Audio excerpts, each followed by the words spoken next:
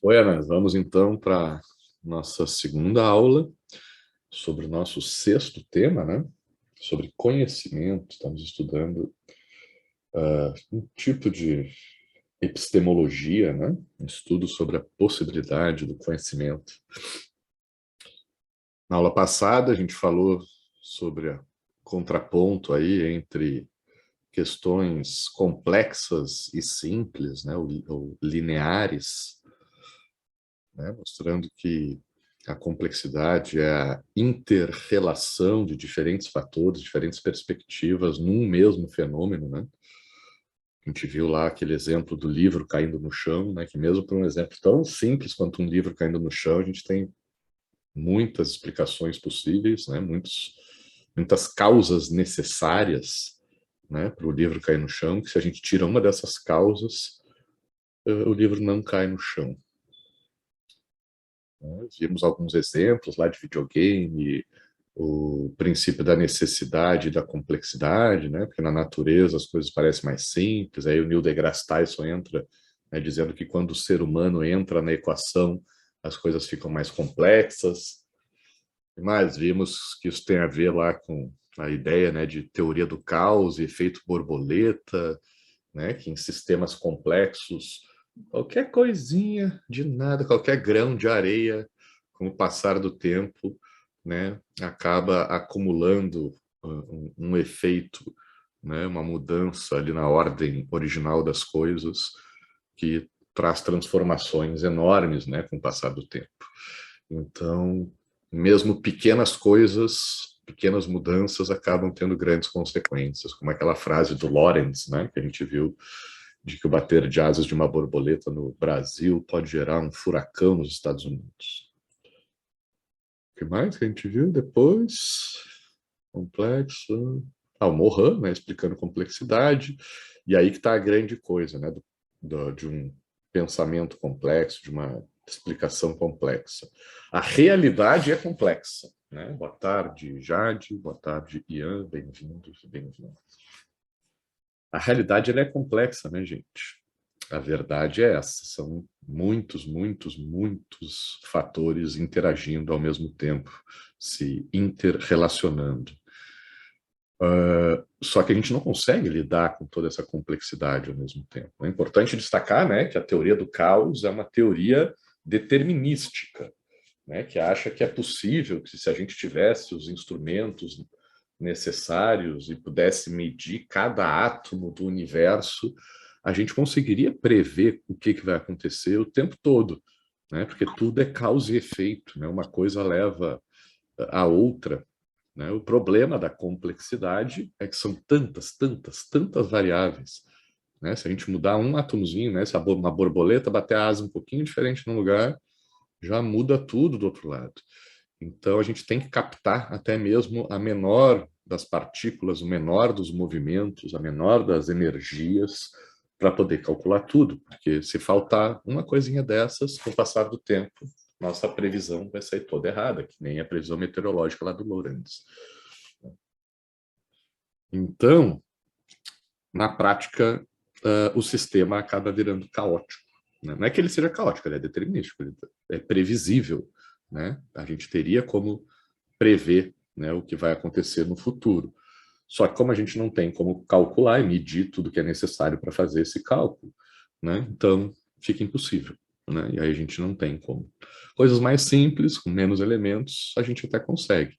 Por isso, né, naquela relação de simplicidade e complexidade ali que o Morin vai nos trazer, ele vai explicar, olha, para a gente poder viver a vida, a gente tem que fazer um recorte, né, em toda a complexidade. Quer dizer, primeiro tem que admitir, né, o mundo é complexo, vamos começar por aí, né, para a gente não começar se iludindo. Mas vamos admitir, né, mesmo reconhecendo a complexidade do mundo, que não dá para viver o tempo todo pensando em tudo, né? Imagina se eu tivesse agora só aqui na aula pensando em que cada um de vocês estão fazendo. Eu disse, puxa, tem aquele aluno ali que só entrou, ligou aqui o computador e foi fazer outra coisa. Que triste isso. Nossa, tem uma outra aluna ali que eu sei que está preocupada com a prova da outra disciplina. Vou ter empatia com ela, me preocupar com ela também. Como é que eu faço, né, para chamar a atenção, para o pessoal prestar atenção aqui, acompanhar a aula? né? Se eu me lembrar que meu filho está na escola, minha esposa está trabalhando, minha mãe está não sei onde, meu pai não sei aonde, tem desconhecidos passando fome em vários lugares do mundo, tem guerra acontecendo. Ah, Bolsonaro ainda está no poder. Meu Deus, ia ficar doido, né? Não ia conseguir dar aula. Então, para poder viver a vida e fazer as coisas que a gente tem que fazer no dia a dia, né, a gente tem que simplificar essa complexidade. Né? E eu estou falando aqui de desses. Oi? Tô há 2 dias embasbacado com o fato de que o nosso dinheiro tá bancando velho, careca e broxa. Qual é o problema com o velho careca? Né? Brocha. Brocha ainda não é o caso.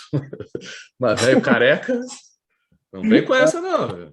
Tá bancando a Perdeu prótese. 2 pontos na disciplina, Calcega aqui.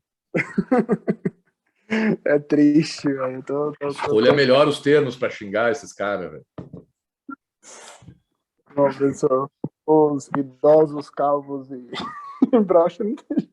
Até porque dizem que o careca, né, é excesso de testosterona. Então, Não, e o né, tem um pior é que problema aí. estão comprando Viagra como medida profilática para finasterida para tratar Pois calvície. é, eu vi isso lá no Meteoro, né? Não sei se é verdade isso aí. Estão Diz que os rebatendo. caras. E quem toma ácido e fuma um baseado para rebater, entendeu? Eles já estão se preparando. É isso aí. Cabelo cresce, pau não sobe, bota a prótese.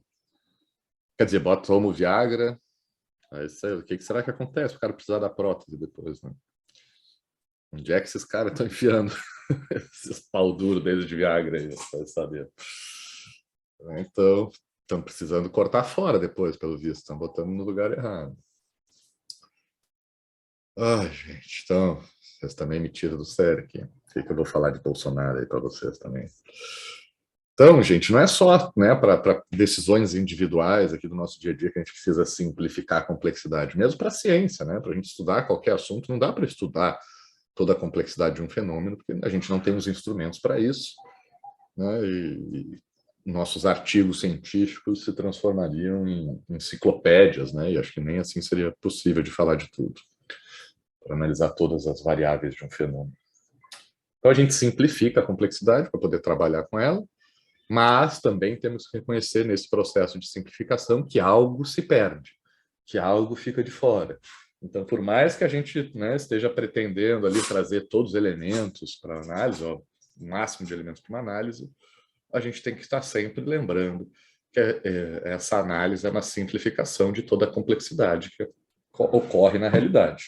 Então, algo está de fora, algum elemento talvez não tenha sido levado em consideração, e como a gente viu na complexidade, um pequeno elemento pode fazer toda a diferença. Né? Então, temos que ter sempre isso em mente. Muito bem. O mundo é complexo, a gente precisa simplificar, e nessa simplificação há um risco que a gente tem que tomar cuidado. Beleza. O que mais para a gente falar de conhecimento? Bom, outra coisa é que o conhecimento humano, deixa eu até botar aqui, começar.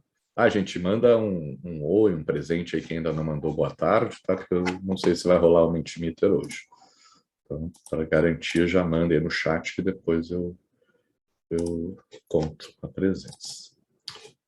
Então, Tchuma, aí para tornar mais complexa a nossa complexidade, eu comentei com vocês ali, né, sobre um dos pontos que o Harari traz no livro dele, Sapiens, de que ele vai dizer que uma das características que distinguem, né, a nossa espécie, que talvez tenha sido a grande característica que fez a gente se sobrepor a todas as demais espécies, é a capacidade de acreditar em coisas que não existem, né, em mitos, né, não esse que está lá, porque esse infelizmente existe, né, mas mitos sobrenaturais, deuses, ficções, né, a gente falou dos extraterrestres e tal.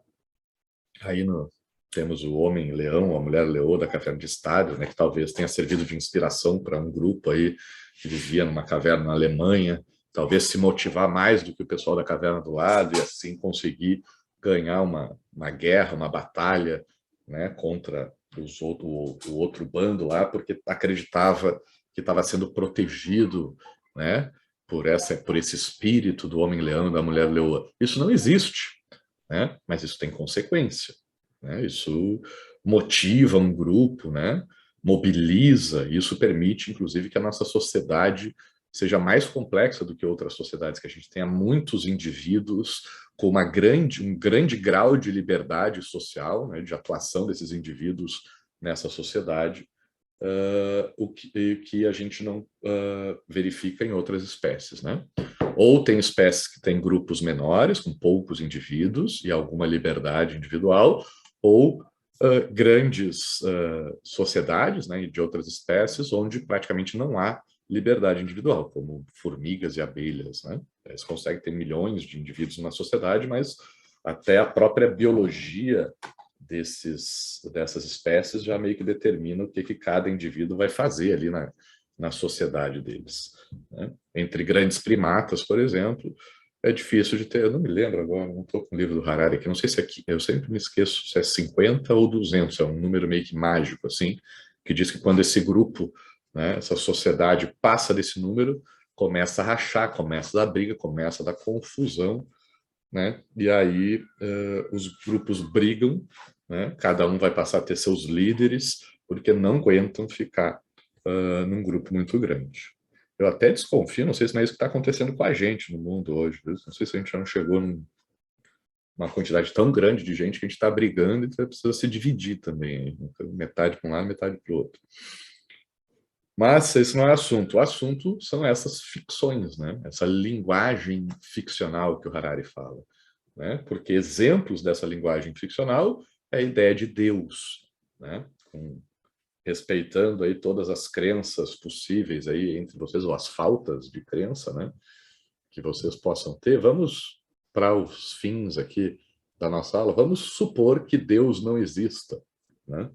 Mesmo que Deus não exista numa realidade objetiva, que ele não esteja em lugar nenhum, não faça parte do mundo, ele seja somente uma ficção criada por nós seres humanos para talvez compensar, né, o medo da morte, a frustração de saber que daqui a pouco nossa vida chega a um fim e não tem nada depois, tentar dar um sentido para essa nossa vida, né, e fazer a coisa parecer mais interessante ou menos desesperadora, né? Mesmo nesse caso que Deus seja uma ficção e não exista na realidade objetiva do mundo, mesmo nesse caso, a ideia de Deus, a ficção de Deus, já influenciou muito a nossa vida em sociedade, já moveu muitos povos, né? Seja para fazer caridades, para ajudar o próximo, né? Para, sei lá, né? Defender os fracos e oprimidos em diversas situações, ou o contrário, né? Seja para fazer guerras, cruzadas, queimar bruxas, né? Na fogueira, né? Então, muita coisa boa e muita coisa ruim já foi feita em nome de Deus, né?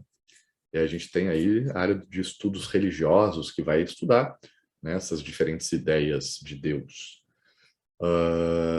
O dinheiro, né, também é outra ficção humana, outra coisa que a gente acredita, mas que o valor do dinheiro não existe no mundo real, né, da realidade objetiva. Existe a moedinha, existe o pedaço de papel, né, existe, sei lá, o cartão de crédito, né, o pedaço de plástico ali, mas o valor que a gente atribui a essas coisas não existe no mundo real. Por isso, né, se a gente chegar para um macaco que tem uma banana e oferecer R$ 200 para ele, ele troca de uma banana e vai dizer, não, obrigado, porque eu não faço nada com esse teu papel aí, mas eu consigo comer essa banana aqui. No mesmo sentido, se a gente prometer para o macaco, né, dizer, me dá essa tua banana aí, que se tu me der e for bonzinho, né, tu vai ir para o céu e Deus vai te dar infinitas bananas lá no céu dos macacos. Eu disse, que nada, não acredito nesse negócio de Deus aí, de céu. Isso aí é vocês, humanos, que acreditam. Eu gosto da minha banana, da realidade objetiva do mundo onde a gente vive, né? Então, o valor que a gente dá para o dinheiro também move, né? Também tem muitos efeitos na economia, né? Tem gente que estuda os efeitos dessa ideia de valor, né? Nas relações ali de oferta e demanda, né? Esse valor, achar só se eu tenho pouca água, eu vou dar mais valor para uma água, né? Inflação, né? A noção de que tem muito dinheiro circulando e se todo mundo tem muito, então a coisa pode ficar mais cara. né? Todas esses fenômenos econômicos se baseiam, né, no valor que a gente atribui aí para questões econômicas, né, para essas relações econômicas, para coisas materiais que existem na realidade objetiva, mas o seu valor é uma ficção humana, né, não é dado na natureza. Alguém quer falar alguma coisa? Não? Buenas. E outras duas ficções, né, que também fazem parte do nosso mundo, a ideia de justiça, né, sempre uso o exemplo lá do passarinho, da passarinha, que depois de muito trabalho para montar o ninho, chocar um ovo, né, vem lá uma cobra, sobe na árvore e come o ovo dos passarinhos, e que a gente não pode falar se isso é justo ou injusto, né, porque na natureza não existe essa ideia de justo ou injusto, né? A cobra está matando a fome dela. Daqui a pouco vem uma águia, pega a cobra e come ela, e também não tem justo ou injusto, né? Então, a noção de justiça, de que tem uma coisa certa ou desejável a se fazer em cada situação, também é uma ficção humana. Boa tarde, Calissa, sem problema. Só lembrando aí, quem estiver chegando atrasado, de botar o nome no chat. Essa é a forma da verificação dos pontos na aula de hoje. E por último, né, a ideia de Estado, de país, de nação, né? As fronteiras que a gente enxerga por aí também são ficções humanas, né? E já fizemos muita coisa também na luta pela justiça, pelo direito, né? E pelos nossos estados, né? Estados com E maiúsculo. Beleza, mas e daí, professor, qual é a consequência dessas ficções aí para questão de conhecimento, né? O que isso afeta? Buenas, eu vou usar aqui, eu ia usar na aula passada, mas a gente acabou estourando o tempo, então eu vou trazer aqui, tentar ser rápido com vocês, né, fazer uma versão resumida de uma aula do professor Clóvis de Barros Filho, onde ele fala sobre o conceito de amor. Não sei quem já viu a aula, peço desculpas, até porque não vou conseguir reproduzir com toda a devida, como é que se diz? Esqueci o termo aqui, mas com toda a ênfase, vamos falar assim, né, que o professor Clóvis consegue dar, com toda a graça que ele traz para as aulas dele. Deixa eu ver o que está falando no chat. Gomes Adams, grande, valeu. O que ele vai nos falar, gente? Bom, a ideia, né, deixa eu passar aqui para o próximo. Amor também é um conceito, uma linguagem ficcional, né? É um termo que nós, seres humanos, criamos, e a consequência disso é que a gente vai encontrar diferentes definições sobre o que é amor. Então, para trazer algumas delas, eu acho bacana, eu acho bonitinha essa história, eu acho que a gurizada e vocês de 20 e poucos anos têm que conhecer isso, até para entenderem um pouco melhor os sentimentos de vocês, né? Porque talvez de todos esses aí, amor talvez seja o mais importante de todos, né? Apesar de ser um sentimento complexo, né? É difícil de se entender. Então, gente, se a gente pegar aqui para falar de Platão, né? Entender o que Platão acha sobre amor, a gente vai achar um livro dele que se chama O Banquete, né? Onde nesse livro ele vai contar uma história de um pessoal lá na Atenas Antiga que se reuniu para encher o bucho de comida e encher a cara de vinho, e depois de encher o bucho e encher a cara, os caras se deitaram lá no final da noite, sabe? Vamos trocar, ficar viajando aqui, não sei se estavam também aproveitando uma erva da boa, que nem eu estou aproveitando aqui, mas ficaram lá atiradão nos sofás, nas almofadas da época, conversando e resolvendo, tá, vamos fazer o quê? Vamos falar sobre o amor, vamos discutir o conceito sobre o amor. O que tu acha que é amor, fulano? Aí o fulano trazia uma história. O que tu acha que é amor, ciclano? Aí o ciclano contava o que ele achava que era amor para ele. Defenderam várias teses sobre amor. E uma dessas teses, né, claro que é Platão que está escrevendo essas teses, colocando na boca de outras pessoas, né, de outros personagens, mas Platão geralmente usa personagens que existiam, né, na época dele, né, nomes de pessoas que realmente existiam. E uma dessas teses Platão coloca na boca de um cara chamado Aristófanes. Aristófanes era um cara que escrevia peças de teatro, né? E Aristófanes, no banquete, vai, para explicar o que é amor, ele vai usar um negócio chamado mito do andrógeno. Vocês já ouviram falar disso? Esse mito do andrógeno diz o seguinte: logo que nós, seres humanos, surgimos aqui na Terra, a gente era diferente do que a gente é hoje.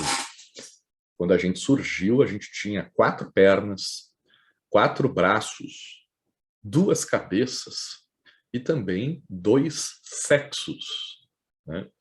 Então, para trazer aqui para os nossos tempos, né, para não ficar desatualizado, a gente poderia dizer que cada pessoa podia ter um sexo masculino e outro sexo feminino, que é o conceito tradicional aí de andrógeno, mas podemos também dizer que, né, devia ter gente que tinha 2 sexos femininos ou 2 sexos masculinos, né? E esses seres humanos originais aí, por terem o dobro de tudo que a gente tem hoje, eram muito rápidos, né? Tinham 4 pernas, eram muito fortes e ágeis com seus 4 braços e muito inteligentes, né? Porque afinal tinham 2 cabeças e 2 cérebros, né? Então, faziam de tudo, muito eficientes e tal. E um dia eles encheram o saco da Terra, porque já tinham feito de quase tudo. E aí resolveram, né? Um conversou com o outro e disse: vamos ver como é que é o tal do mundo dos deuses. Ah, boa ideia, vamos. Aí eles começaram a subir um em cima do outro, né?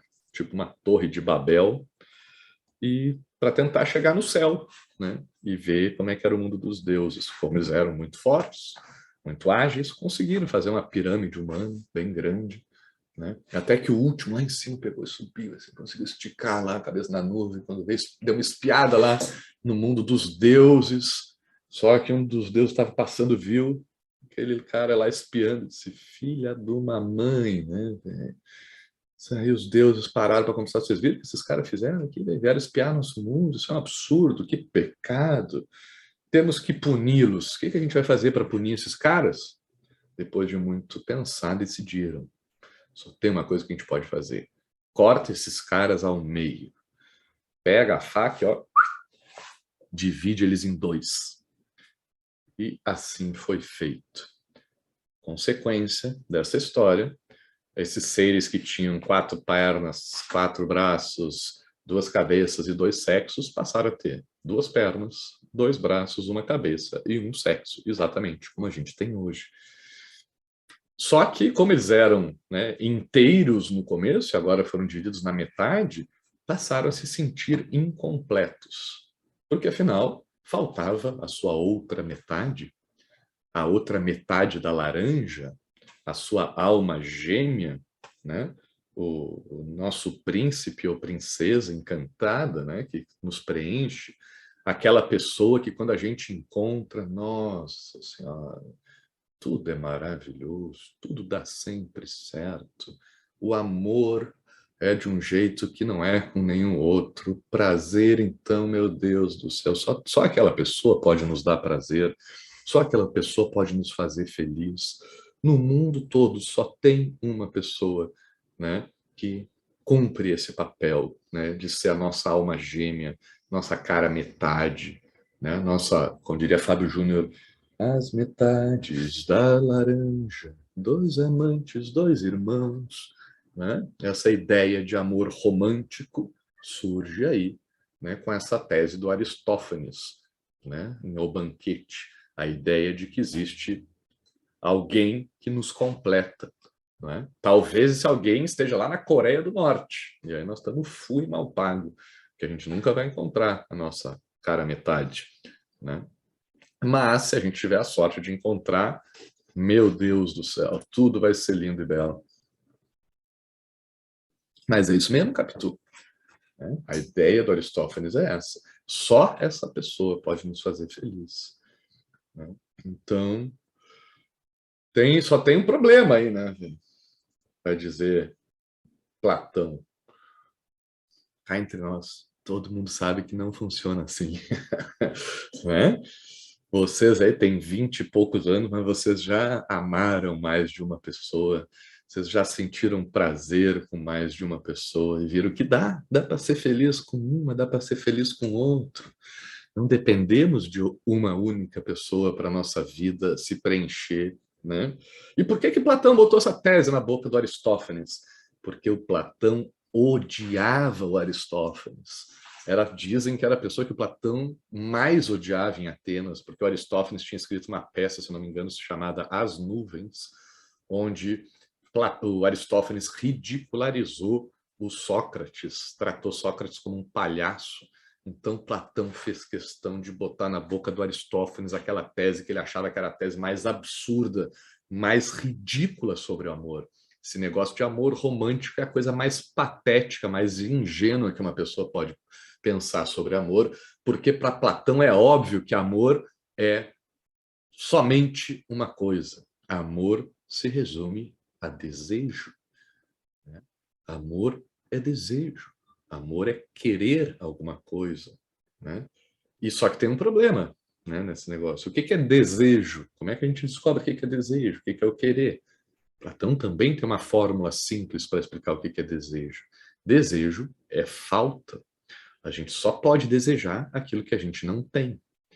A gente só ama aquilo que a gente deseja, para Platão, e a gente só deseja aquilo que a gente não tem. Então, quando a gente passa a ter essa coisa que a gente deseja, acaba o desejo e acaba o amor. Certo? Moral da história. Todo mundo deseja a Fernanda Lima, né? Pelo menos todo mundo que se interessa por mulheres, né? Porque a Fernanda Lima é linda, é maravilhosa, é descolada, não sei o quê, né? Então a gente fica olhando ela lá na TV e diz, nossa, como eu quero essa mulher. Se eu tivesse essa mulher, eu ia ser muito feliz, né? Ia realizar meus sonhos, meus desejos, meus prazeres mais ocultos. Eu a amo porque a desejo e a desejo porque não a tenho. Só tem uma pessoa nesse mundo que não ama a Fernanda Lima. Sabem quem é? Um tal de Rodrigo Hilbert, o mão da porra. Já ouviram falar desse cara? Marido da Fernanda Lima. Afinal, Rodrigo Hilbert dorme todo dia do lado da Fernanda Lima, acorda vendo a cara dela, né? Não aguenta mais, sei lá quantos anos já estão. Já olha para ela, já tive tantas vezes essa mulher comigo, não tem mais graça. A gente aqui, no nosso mundo de espectadores, pode desejar a Fernanda Lima, mas quem tem a Fernanda Lima não consegue desejá-la, porque desejo é falta, e, portanto, também não consegue amá-la, porque amor é desejo. Né? E por isso vocês vão entender, então, de onde vem aquele tão falado amor platônico. Né? É aquele amor que nunca se realiza, né? Que a gente nunca concretiza, não materializa, não satisfaz, porque se satisfizer, não será mais amor, acabará o desejo. Né? Um teste para vocês aqui. É possível amar o trabalho? De acordo com Platão, se a gente seguir a lógica do amor platônico, tem como a gente amar o trabalho? Digo, trabalho, profissão, emprego, essas coisas. O que vocês acham? É possível amar as férias, o trabalho não. A Calice está certa com relação a quem trabalha. Para quem trabalha ama as férias, porque quem trabalha não está de férias. Né? Quem trabalha deseja o final de semana, o feriado, né? Porque não tem isso. E o professor Clóvis fala exatamente disso. Diz, vocês acham que de onde vem a ideia de happy Eu, hour? com certeza, amo um trabalho, professor. Tu ama o O do meu trabalho? primo, que ele só trabalha dois dias por semana, entendeu? Aquele que tu não tem, do trabalho do outro, né? Aquele que tem o salário que tu não tem, aquele que só trabalha os poucos dias, né? Que tu ainda é obrigado a trabalhar muito mais. Esse trabalho a gente pode desejar e pode amar, né? Mas o nosso trabalho que a gente tem, seguindo Platão, não tem como. O rock and roll está dizendo que acha que ama o trabalho, até dá vontade de tirar férias. Não, quando tu tá trabalhando, segundo Platão, rock and roll, tu não pode amar teu trabalho, porque tu tem ele.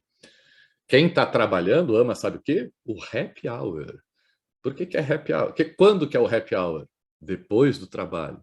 Aonde que é o happy hour? Fora do trabalho. Com quem que é o happy hour? De preferência com pessoas diferentes do trabalho. Né? Então, a hora feliz, né, que é o happy hour, é quando a gente sai do trabalho, quando o trabalho acaba, de preferência na sexta, que a gente sabe ainda que vai passar mais 2 dias sem precisar voltar para essa porcaria desse trabalho que a gente tanto odeia, porque tem. Né? Mas sim, gente, vocês estão errados. Vocês são uns bundinha, filhinho de papai, tiveram tudo na vida, e vocês não sabem como é que a gente ama o trabalho. Para a gente amar o trabalho, tem uma receita infalível: o desemprego. Fica um tempo sem trabalho, sem ter como pagar as contas para tudo. Eu juro para vocês, é verdade. Eu me lembro quando eu terminei meu doutorado. Eu pensava, acordava e dizia, cara, tudo que eu quero é ter hora para acordar, ter que ir lá bater um ponto, ter um chefe para mandar em mim. Cara, eu tinha vontade disso, juro para vocês. Eu sei que é estranho, mas para quem está desempregado, né, o trabalho pode ser sim desejado e amado à la Platão. Beleza? Recomendo Professor, muito. Depois eu vou botar. Oi. perdão, te interromper. Só Não, imagina. um adendo aqui que eu acho que é interessante colocar, até porque você já introduziu aí a questão de Deus, né?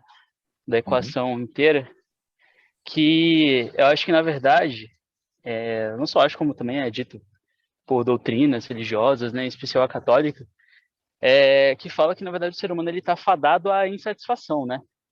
Então a gente não precisa ir longe ao desemprego, né? Só de estar de férias ali, uma semana pode ser suficiente de você já ficar ali Cansa com das férias. vontade de trabalhar, né? De novo, assim, você ficou uma semana já tá entediado, viu que não é tão legal assim, tá desocupado, você já quer estar ali de novo, né? Daí você Isso. trabalha uma semana já quer as férias de novo. Então assim, o ser humano ele tá fadado a estar insatisfeito, né? E é interessante como o catolicismo, por exemplo, né? E outras religiões deve ter isso, mas o que eu sei é do catolicismo, né? Coloca o céu como sendo essa plenitude, onde não há mais esse anseio constante por alguma coisa, né? Porque a doutrina entende que enquanto você está aqui na Terra, você vai estar sempre querendo alguma coisa e essa satisfação nunca vai ter, né? É por isso que, inclusive, o céu existe, né? Pro cristianismo, porque lá no céu, finalmente, nós seremos libertos dessa questão de estar sempre almejando algo que nós não temos, né? E eu acho bem interessante, né, como essas coisas se conectam e como a gente nem precisa ir tão longe assim para ver como o ser humano ele na verdade o destino dele é estar insatisfeito, é estar inconformado com a realidade que ele vive. Boa, Catati, boa. Vou aproveitar a tua fala aí para fazer uma provocação já para o próximo tema, porque a pergunta é difícil. Mas pensem sobre isso. O que vocês acham? Como é que vocês visualizam a perfeição? Alguma coisa perfeita? Como é que é essa coisa? É tipo um céu, assim? O céu dizem que é perfeito, né? Que lá ninguém sente falta de nada, né? É a plenitude, né? E Ô, como é que é professor, essa... Oi? Amanda Lima e Rodrigo Hilbert. Eu tô ali, não tem jeito. É o céu? É o ideal, Essa é a perfeição? é o É a ideal. perfeição do Casalzão casal da. global. Que nada, pior que minha esposa ficava, tinha uma época ela estava vendo umas entrevistas deles e tal, diz que a Fernanda Lima estava reclamando horrores que o Rodrigo Hilbert era ciumento pra caramba, eu não sei o que ela teve que fazer lá com os negócios de uns ex-namorados dela, não sei se não podia mais falar, o que, sei lá, velho, que o cara é um ciumento da porra, velho. Esse papo aí de que ele é o mão da porra aí não cola não, o cara é super inseguro. E não me lembro, vou perguntar para ela, ver se eu falo isso para vocês depois. O que é, mas foi uma coisa ridícula assim mesmo, sabe? Eu dizer, caraca, velho, sério? O Rodrigo Hilbert tem essa insegurança aí? Me senti bem, disse que eu tô melhor que o Rodrigo Hilbert, eu não sou assim. Então, gente, mas eu quero que depois eu pense, né? Não é nem para semana que vem, é para outra lá, né? A gente vai trabalhar com isso. Será que a perfeição, né? A plenitude é uma coisa parada ou é uma coisa que se move, né? Uma coisa estática ou dinâmica? Como é que vocês imaginam o céu? Mas vamos voltar aqui para o nosso tema. É o que o Catartic falou, é isso, né? A lógica cristã, né, católica aí, de céu, é isso. E vejam, só que, né, vamos primeiro botar as coisas na sua sequência cronológica, né? Platão veio antes do que o catolicismo, veio antes que Jesus, veio antes que o catolicismo, que o Jesus histórico, né, real, e antes do que a doutrina, do que a religião cristã, né? Por isso que se diz que Platão, por isso que quase toda aula aqui começa com Platão, né? Porque Platão é, sem sombra de dúvidas, né? E também outra fala aqui do professor Clóvis, que eu estou reproduzindo, é o autor mais influente de todos os tempos. Influenciou, inclusive, a religião católica.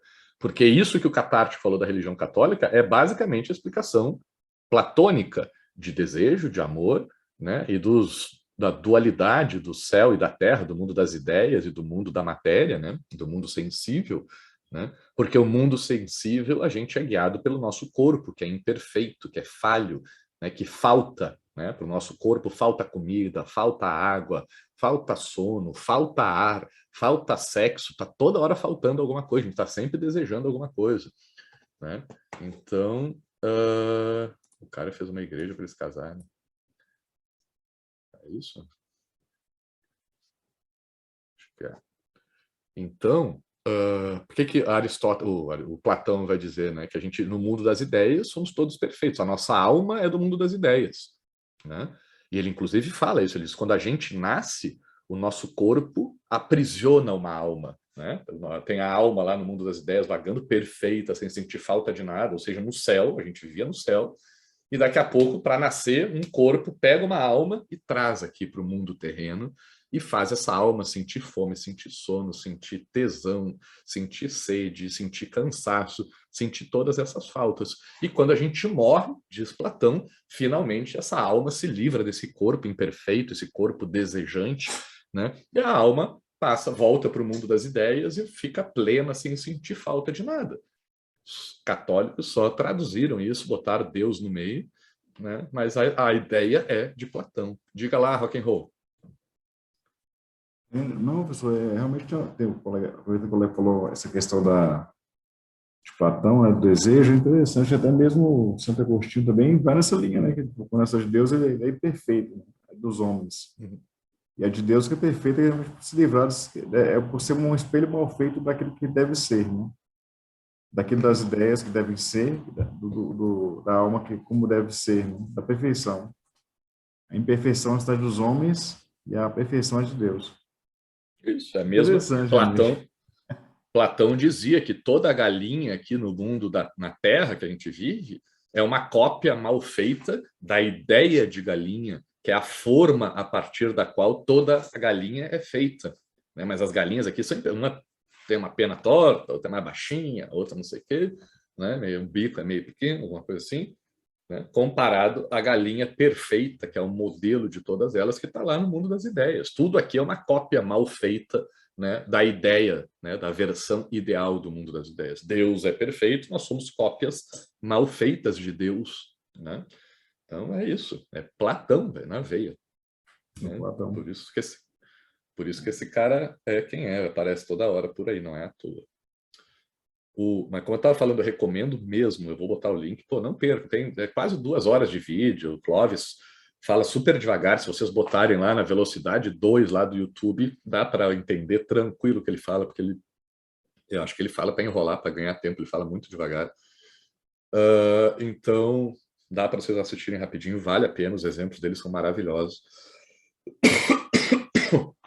E ele explica, por exemplo, como o mundo capitalista também se baseia no desejo platônico, no amor platônico, né?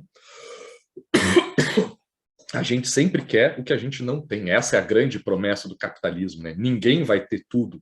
Sempre vai faltar alguma coisa para alguém, né? Quando vocês comprarem o iPhone 23, vai surgir o 24 para vocês desejarem, né? E vocês ficam naquela ideia de que a hora que eu tiver o iPhone, ou a hora que eu comprar aquele carro, a hora que eu construir a minha casa, né? A hora que eu fizer aquela viagem, nossa, eu vou ser muito feliz. Né? E aí, quando a gente consegue aquilo que a gente queria, não resolve nossos problemas e a gente passa a desejar uma outra coisa. Isso do lado do consumo no capitalismo, né? É uma eterna insatisfação, né? Uma corrida atrás de algo que a gente vai sempre continuar desejando. E do outro lado, o lado da produção é a mesma coisa, né? Toda empresa, toda indústria, todo comércio, todos os serviços, né, se baseiam na ideia de metas, né? E a meta é aquele resultado que ainda não foi alcançado, que falta, né? É o desejo da empresa, né? E aí a empresa toda se organiza em busca desse atingimento da meta. A hora que tu atingir a meta, vem uma nova meta para ser atingida, e quando tu conquistar um mercado, um consumidor, vai ter que conquistar outro, né? Então, de um lado da máquina, a produção está sempre correndo atrás de algo que sempre falta e nunca chega, e do outro lado da máquina, o consumo está sempre correndo atrás de algo que falta e que nunca chega.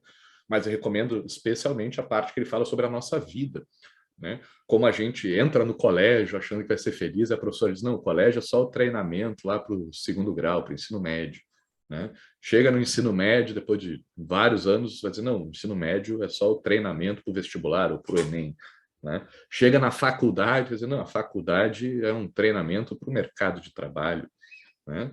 Não, antes do mercado de trabalho tem que entrar no estágio, e o estágio é só um teste para ver se vai ser efetivado na empresa. E quando entra na empresa, né, vai ter que ir subindo nos níveis, diferentes níveis da empresa. E aí, quando chega, tu quer te aposentar, né, ele vai contando, sempre a vida, a gente está sempre também vivendo o hoje, pensando no amanhã, desejando o que falta, né? A gente não se satisfaz com o que a gente tem, não se alegra pelo que a gente tem. E um cara percebeu isso. Quem? O principal aluno de Platão, Aristóteles, disse, cara, esse amor do Platão tá errado, véio, não pode estar certo. Porque ele é a fórmula da frustração, véio, né? O amor platônico é a certeza da tristeza, da insatisfação, do sofrimento. Porque ou eu desejo, porque eu não tenho, ou eu tenho e não desejo mais, não amo mais, né? Não sinto prazer. Então é sempre frustração. Ah, só para lembrar, né? Platão não falava português, falava grego, então ele não falava amor, nem desejo, ele usava a palavra eros, que vocês vão achar aí, eros motel, eros nightclub, eros drive-in, porque isso é erótico, né? Erotismo, tudo isso vem do eros do Platão, que é desejo, certo? E aí, Aristóteles vai dizer que amor não é desejo, que amor é alegria, né? Usando o seu grego filia, né? Para dizer que não, que o amor de verdade é o contrário, não é a falta, é a presença, né? A gente ama quando a gente sente alegria por ter algo, né? O amor é o que eu sinto todo dia quando eu chego em casa, encontro minha esposa, meu filho, digo, nossa, agora eu estou com aqueles que eu amo, que alegria de estar com as pessoas que eu gosto, né? Coisa boa vir aqui dar essa aula, que eu tanto tenho prazer de dar, coisa boa essa turma que eu tenho, que participa, que faz pergunta, né? Que se interessa pela aula, que escreve uns argumentos tão bons. Nossa, como é boa essa turma que eu tenho. Não é do próximo semestre, essa não, essa eu não quero. Eu quero a que eu tenho, a que está aqui comigo hoje. Essa é que me faz feliz, essa que eu amo, né? Então, o professor Clóvis ainda vai entrar mais lá no Spinoza, né, que vai falar sobre a potência de agir e os encontros com a vida, né, que tem coisas que aumentam a nossa energia, coisas que baixam a nossa energia, a famosa história da pamonha, né, que a primeira pamonha que a gente come é uma delícia, uma maravilha, mas se a gente come a segunda, terceira, quarta, quinta, décima, já nos faz mal, né, e pode nos matar. E isso é Spinoza, né, explicando que tem coisas que nos alegram, coisas que nos entristecem e que a nossa vida é uma busca por aquelas coisas que aumentam a nossa energia, que nos alegram. Tá achando pamonha, Ramona? Então aproveita. Fica na primeira aí, senão pamonha mata. Senão se comer demais, a pamonha mata. Então, gente, o Aristóteles, o Spinoza, né, na boca do professor Clóvis, vão dizer que o amor está na presença, né? Tem a Ramona lá agora, assim, ó, comendo e sentindo o gosto da pamonha. Como é gostosa essa pamonha, né? É assim que a gente sente amor, é assim que a gente se alegra, é isso que nos energiza. E, por último, né, eu, de novo, recomendo, vão ver lá a aula do professor Clóvis, ele vai falar, né, que a gente tem que escolher as coisas, né, que nos alegram, que nos energizam, porque se tem pessoas que só são felizes se tiverem um champanhe, safra 1800 e não sei o que lá, né, ele diz, não, ele fala que ele fica feliz dando aula porque ele adora se ouvir a ele próprio, né? Então é um jeito muito fácil de ficar feliz, né? Porque ele consegue falar com ele, não precisa de nada, é só ele começar a falar que ele já se alegra. Então, as pessoas que se alegram e sentem prazer nas coisas mais simples têm mais chance de serem felizes, né? Então tem que também ter essa sabedoria, né, de encontrar alegria nas coisas simples da vida, né? Facilita a nossa vida. Em vez de ficar sonhando com Fernanda Lima, se satisfaça com a minha Anitta, né? Não com 2T, é com um T que está lá em casa. Não está agora em casa, né? Mas que vai estar hoje de noite me esperando. E é possível, tá? Amar dos dois jeitos, né? Não é porque cada um está trazendo uma perspectiva de amor aqui que uma exclua a outra, né? Quem é que está certo? Platão ou Aristóteles? Né? Os dois, né? Ou cada um do seu jeito. Né? Porque quando eu saía para viajar antes da pandemia, estava toda hora em hotel, não sei o quê, fora de casa, eu disse, nossa, dava uma saudade da minha esposa. E eu amava ela com desejo platônico, né? Pela falta, né?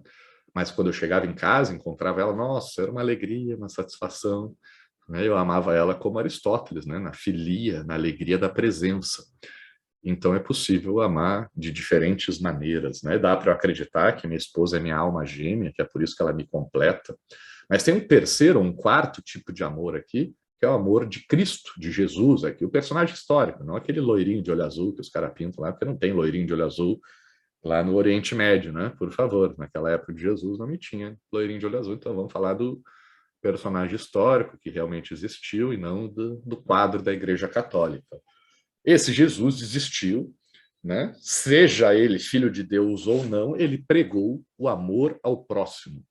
Ame ao próximo como a ti mesmo. Se doe para os outros, se desapegue das questões materiais, da riqueza e dá para os outros.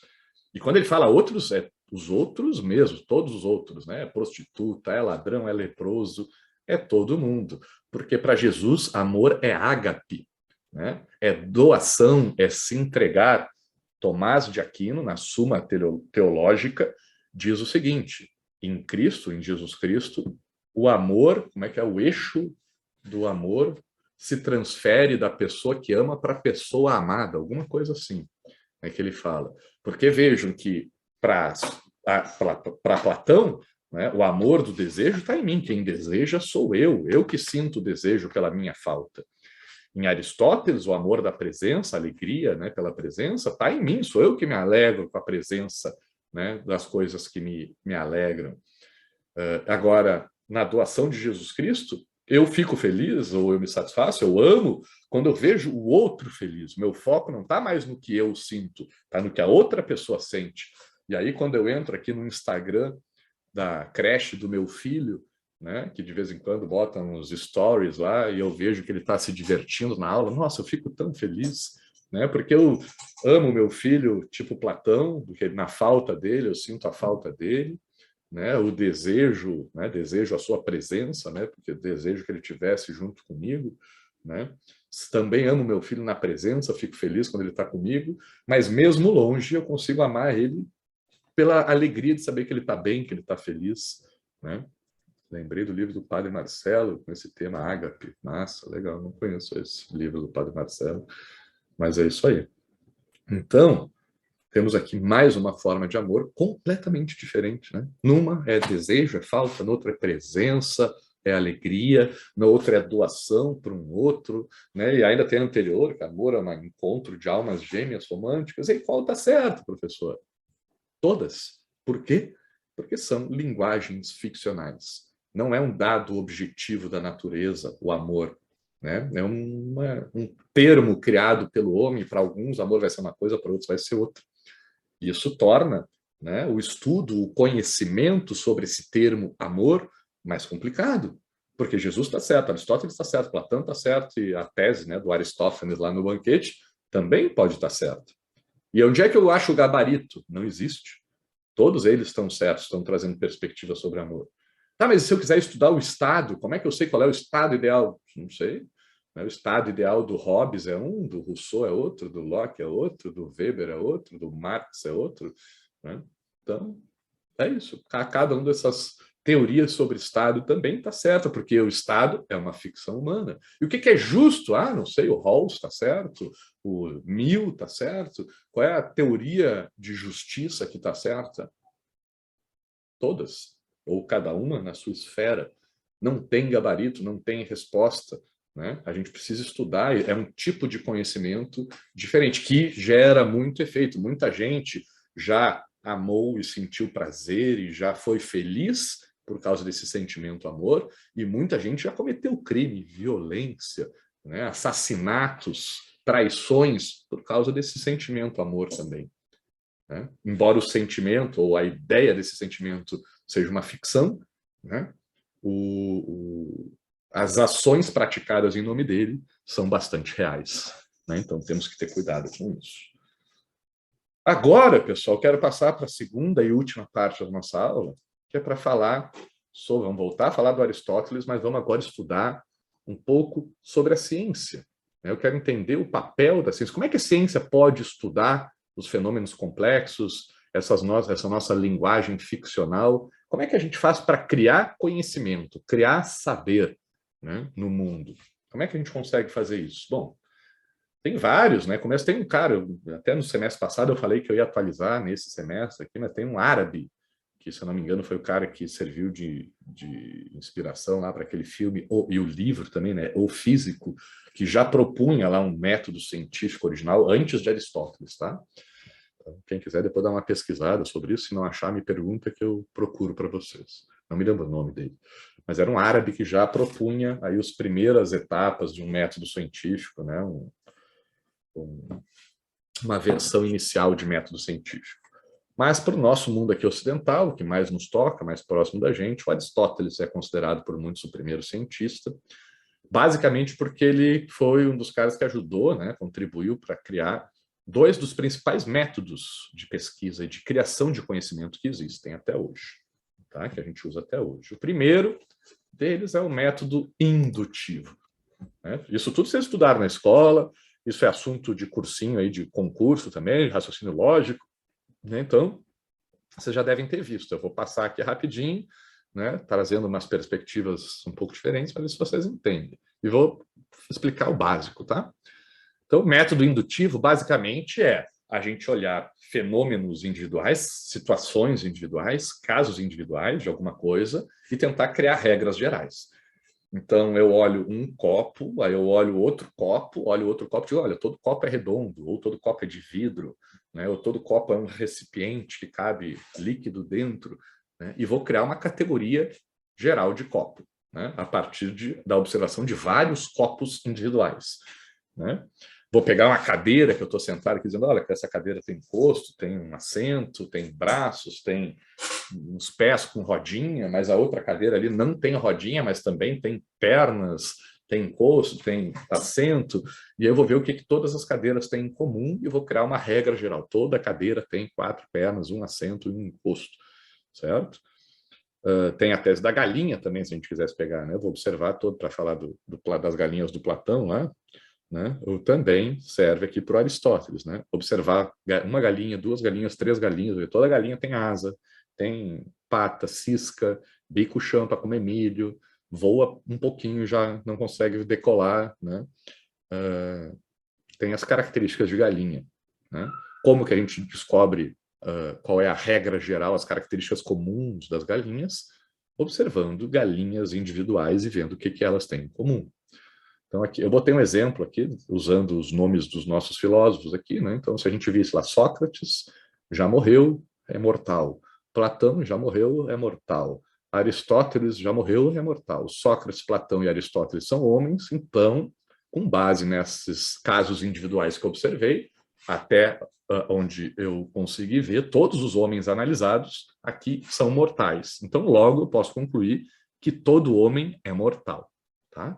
Embaixo aqui está a fórmula geral, né, que vocês podem trocar Sócrates, né, que é Z, né, e o mortal, que é Y, por o que vocês quiserem, só sigam a mesma estrutura, vocês vão conseguir criar conhecimento. A ideia do método indutivo é criar conhecimento que não existia. A regra de que todo homem é mortal não existia quando eu só tinha visto Sócrates e sabia que ele era mortal. Eu não sabia que todo homem é mortal, que nem Sócrates.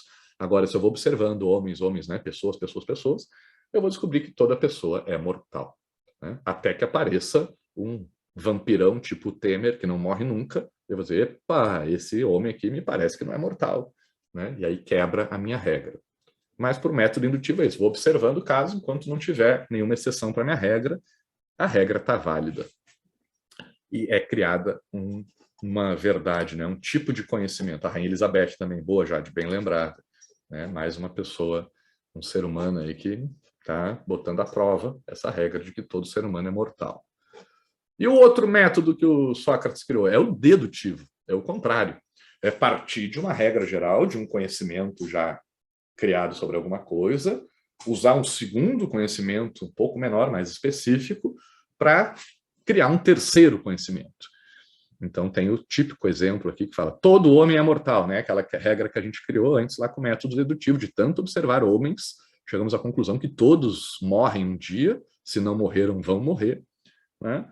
Então, todo homem é mortal, e se a gente olha lá para o Sócrates, a gente vai ver que o Sócrates entra na categoria homem, logo, Sócrates é mortal, porque afinal todo homem é mortal. Então, é lógico, né? O logo significa isso. É lógico que o Sócrates é mortal. É a consequência lógica, então, né? Porque a gente tem a regra geral de que todos os indivíduos da categoria homem são mortais. Sócrates é um indivíduo da categoria homem, então ele tem que ser mortal, certo? Só que esse método dedutivo aqui, ele tem duas exigências, tá? Primeiro, para ele ser válido, para que a terceira linha ali, né, para que a conclusão esteja correta e seja um conhecimento verdadeiro, né, as duas premissas iniciais, a premissa maior e a premissa menor, precisam necessariamente ser verdadeiras. Se uma delas não for, aí a conclusão também deixa de ser verdadeira. Tá? E outra coisa que é importante, que é mais difícil aqui para a gente entender, é que tem que se seguir essa mesma sequência. Tá? Por isso que tem a fórmula ali embaixo, x, y, z é x, logo z é y. E eu vou dar um exemplo bem fácil para vocês, usando essa mesma estrutura aqui. Meu avô tinha um cachorro. Quer dizer, não, peraí, deixa eu primeiro contar, mudar aqui a ordem para vocês. Se eu disser, todo homem é mortal, e vou manter a primeira premissa maior, tá? A mesma, todo homem é mortal. Sócrates é mortal. Se eu trocar o homem pelo mortal, eu posso concluir que logo Sócrates é homem? Eu só troquei o homem pelo mortal e o mortal pelo homem nas duas últimas ali. Né? Isso tem algum problema, isso? Tem. Por quê? Porque não pode, tem que ser exatamente nessa ordem que está aqui, né? As variáveis, porque senão a conclusão não vai estar necessariamente certa. Como que a gente pode testar isso? Com o exemplo que eu ia falar, meu avô tinha um cachorro cujo nome era Sócrates, né? Não era por causa do filósofo, mas por causa do jogador do Corinthians e da seleção.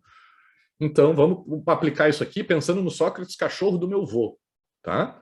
Todo homem é mortal. Beleza, é verdade, até onde a gente saiba, né, com exceção do Temer e da Rainha Elizabeth, todo ser humano aí, né, todo homem é mortal. Sócrates, o cachorro do meu avô, é mortal, sim, inclusive já morreu o Sócrates, o cachorro do meu avô. Então está provado que ele realmente era mortal. Logo, Sócrates é homem? Não, o Sócrates que eu estou falando agora é cachorro. Deu errado.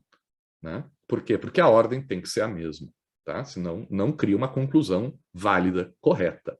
Tá bom? Então, tomem cuidado com a sequência aqui desses fatores, porque aqui a ordem dos fatores altera o produto. Certo? Diferença do método indutivo para o método dedutivo. O método indutivo não gera certeza, porque a hora que aparecer um indivíduo diferente, a hora que aparecer um Temer, uma Rainha Elizabeth, quebrou com a nossa regra. Tá? Agora, o método dedutivo garante uma conclusão verdadeira, desde que a gente cumpra esses dois requisitos. Duas premissas iniciais verdadeiras e se siga essa estrutura do jeito que ela está dada. Vamos em frente. Agora vamos pegar uns caras que vão começar a elaborar melhor esse método científico, né? Vamos pegar o primeiro deles, né? Ou talvez o principal deles, né? É difícil dizer quem é o principal, porque cada um contribui da sua maneira. Mas é muito importante aqui para a nossa ciência, René Descartes. Né? O Mamãe Falei dos anos 1600, né? Porque vamos duvidar de tudo, é isso que o Descartes dizia também o tempo todo, né? Não por causa das ucranianas, não vamos misturar, né? Por causa do jargão do Mamãe Falei lá, do vamos duvidar de tudo, vamos questionar tudo. Essa é a dúvida metódica do Descartes, não acredito em nada, duvido de tudo. Ceticismo na veia. Mas o nosso foco aqui é que ele... Alguém falou alguma coisa? Não. Mas o nosso foco aqui é o método cartesiano, né? A estrutura de análise do mundo cartesiana, né? Cartesiana de Descartes. Né? Como é que essa lógica cartesiana é que o universo é que nem um relógio, né? Não um relógio digital, esses que tem hoje em dia, né? De iPhone, não sei o quê. Não, relógio dos antigos, de ponteiro, com engrenagem. Né? Então, se a gente desmonta um relógio, apesar de parecer muito difícil entender como é que um relógio funciona, Se a gente, com muito cuidado, desmontar o relógio, analisar parte por parte, o ponteiro, o vidrinho, cada uma das engrenagens ali dentro do relógio, a gente vai entender como é que o relógio funciona. E o Descartes está dizendo isso sobre o universo. Ele está dizendo, se a gente pegar o universo, desmontar o universo em pequenas partes e estudar as partes individualizadas, a gente vai entender como é que o universo funciona.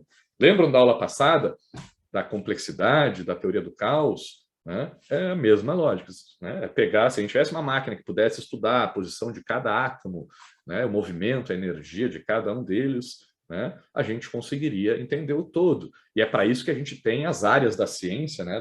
da academia, divididas, cada uma no seu lugar, né? Estudando os seus pedaços do mundo, né? Para juntas, né? Poderem criar o conhecimento total aí do universo.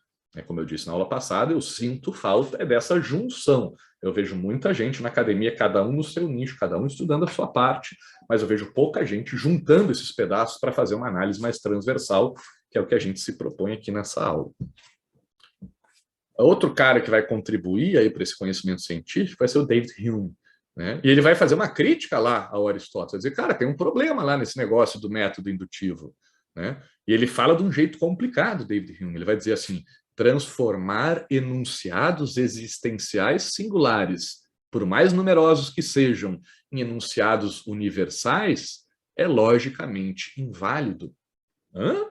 Não entendi, professor. Tá, então vamos traduzir aqui. Né? Transformar enunciados existenciais singulares. Enunciado é uma afirmação sobre algo que existe, existencial, singular. Né? Uma afirmação sobre a existência de uma única coisa. Ou seja, afirmar sobre esta cadeira aqui, que essa cadeira tem encosto, tem assento, tem pé, é uma coisa. Agora, quando eu vou juntando vários enunciados existenciais singulares, né, e quero generalizar, pegar essas análises individuais e transformar numa lei, numa teoria geral, porque eu observei várias cadeiras, eu acho que eu sei como todas as cadeiras são, o David Hume está dizendo, está errado isso não funciona. Por quê? Porque basta uma exceção, basta uma cadeira que eu nunca tenha visto, que não tem encosto, que não tem perna, alguma coisa assim, para acabar com a minha regra. E isso efetivamente aconteceu nesse tempo. Dizem que os biólogos da época pesquisavam lá, né, os seus animais, suas espécies, e até então só conheciam cisnes brancos. Então existia na biologia a regra de que todo cisne é branco, porque um biólogo olhou um cisne e era branco, olhou outro, era branco, olhou outro, era branco, olhou 1000 cisnes, era branco, olhou 1 milhão de cisnes, todos os cisnes eram brancos. Né? Só que não tinha nenhum biólogo ainda ido para a Austrália e descoberto que lá na Austrália tem uma espécie de cisne negro. Então a lei, a regra, né, de que todos os cisnes são brancos, estava válida até aparecer o primeiro cisne negro. Basta um cisne negro para acabar com a tese de que todo cisne é branco. E aí, gente, eu vou voltar rapidinho lá aqui para o método indutivo. Então, o método indutivo, como eu já tinha explicado para vocês, ele não me permite ter certeza. É uma generalização. Claro que quanto mais enunciados existenciais singulares, né? Quanto mais casos particulares eu estudar, maior a chance de eu estar pegando todo o universo, né? Toda a amostragem daquele fenômeno que eu quero estudar. Quanto mais pessoas eu analisar, mais chance eu vou ter de tirar conclusões com um percentual maior de acerto. Mas basta uma aparecer, uma que estivesse escondida, uma nova que nasce diferente do que jamais existiu, que acaba com a minha tese. Pode ser que venha a nascer ainda uma pessoa que não vai morrer, pode ser que já esteja viva, mas ainda não morreu, né? E aí acabe com essa tese de que todo homem é mortal. Basta um para acabar com a tese. Diga lá, Calice. Não? Tinha chamado. Mas vejam que o método, esse problema do método indutivo que o David Hume traz, ele tem uma consequência mais grave. Primeiro, ele vai dizer que esse método indutivo não garante a criação de conhecimento. Esse conhecimento pode estar errado. Tá? Então, não garante certezas. Beleza? Tá aí o método dedutivo. O método dedutivo garante, desde que ele parta de duas certezas. Tá, peraí, mas o método dedutivo é uma fórmula que cria certeza, uma certeza a partir de duas certezas. É isso. né? Cria uma terceira certeza. Mas de onde é que eu vou tirar essas duas primeiras certezas? Como é que eu crio elas? Porque o método dedutivo não dá, eu preciso começar. Vamos imaginar que a gente vai construir as primeiras certezas do universo, né? Ninguém sabe de nada, vamos construir o primeiro conhecimento do mundo, do universo. Como é que eu faço? Sem problema, Calice. Né? Como é que eu faço para construir o primeiro conhecimento? Né? A primeira forma de saber aqui, a primeira verdade sobre a natureza. Vou usar o método dedutivo? Não dá, eu preciso de duas certezas para usar o método dedutivo. Então vou voltar lá no método indutivo, né? Para usar ele para criar uma certeza, mas ele não gera certeza, ele gera aproximações, probabilidades, né? Então, moral da história, que por enquanto nada resolve o problema aqui da forma de criação de conhecimento. Existem outros métodos, o dialético, o histórico, o comparativo, sim, existem. Mas todos eles têm essa mesma característica. Eu estudei num departamento de estudos comparados. A gente só estuda comparações entre fenômenos, casos particulares. E quando a gente compara dois casos, não dá para dizer, eu comparei o Brasil com o México e a Noruega, para dizer, olha como a Noruega cuidou do setor de petróleo e gás, vamos fazer que nem a Noruega, né, que a gente vai se dar bem. Quem disse, Maurício? Quem disse? Né? Vai ver que a Noruega deu certo porque eles são um paizinho pequeno, de 5 milhões de pessoas, ou porque é num lugar frio, porque a cultura dos noruegueses é diferente, porque os caras já tinham uma base, né, de mão de obra qualificada que o Brasil não tem, é porque eles estão na União Europeia, né? Eles são diferentes do Brasil. Como é que eu vou comparar os dois e dizer que eu posso retirar saberes, conhecimentos do caso norueguês e transportar para o caso brasileiro? Não dá. O método comparativo também não permite isso, tá? E, indo além, juntando isso, né, essa ideia do David Hume e essa crítica do método comparativo que eu estou trazendo para vocês, o Popper vai desenvolver o que ele chama de racionalismo crítico, que é a ideia de que todo tipo de conhecimento, não interessa como ele foi criado, ele é provisório, refutável e corrigível, porque é impossível de uma teoria ser provada verdadeira. Não tem como fazer isso. Não existe método científico que gere conhecimento verdadeiro, saber, certeza absoluta. Dá para eu estudar e dizer, estudar esse chimarrão. Ainda mesmo se entrar naquelas lógicas de Matrix e questionar a composição da matéria, eu posso até duvidar disso.